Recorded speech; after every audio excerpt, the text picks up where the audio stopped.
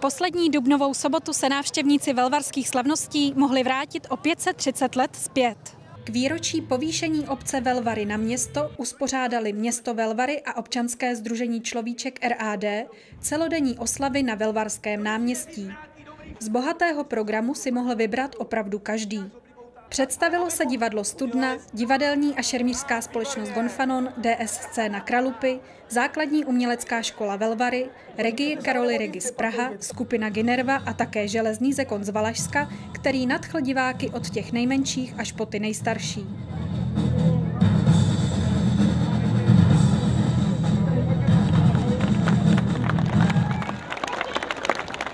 Na dobovém jarmarku se představilo několik historických řemesel, včetně ražby památeční mince.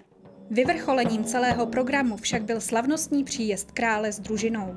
Vladimír Jagellonský byl vlastně ten, kdo předal glejt městu a povýšil město na královské město. V tuto chvíli v podstatě se zachovala pouze jedna vstupní brána, a to brána pražská, kterou právě průvod vstupoval.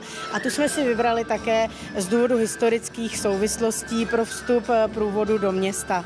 Při velkém požáru v roce 1482 shořel městský archív a s ním i důležité listiny a privilegia. Král Vladislav II. Jagellonský proto svým majestátem potvrdil Velvarům práva a výsady obsažené ve shořelých listinách, včetně svého majestátu ze 4. dubna, jímž městečko Velvary na město vyzdvihuje. Jak vnímal král Vladislav příjezd do Velvar po 530 letech? Při vjezdu do města nás uvítali zástupy velvarských měšťanů.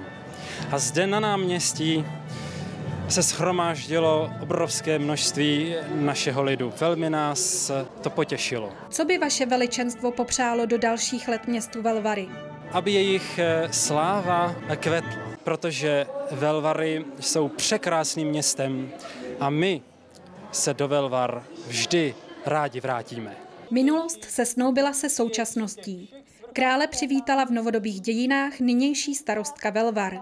I té jsme se zeptali na její přání pro budoucnost města. Já bych si velmi přála, aby Velvary zůstaly pořád takovým malým městem, přímo maloměstem, protože to má svůj kolorit, má to svůj půvab. Jediné, co bych si snad přála, a to mi možná Královská televize splní, více peněz na naše rozvojové projekty. To znamená změnu rozpočtového určení daní, ale nevím, jestli to jsem v tuto chvíli mota. Proč ale ne? Finance jsou každodenním tématem jakýchkoliv jednání a ani tyto oslavy by se neobešly bez podpory sponzorů. Neslavilo se ale jen na náměstí. U příležitosti výročí 130 let provozu trati Kralupy Velvary měli občané našeho regionu možnost projet se parním vlakem, který z Kralup do Velvar jezdil už v 19. století.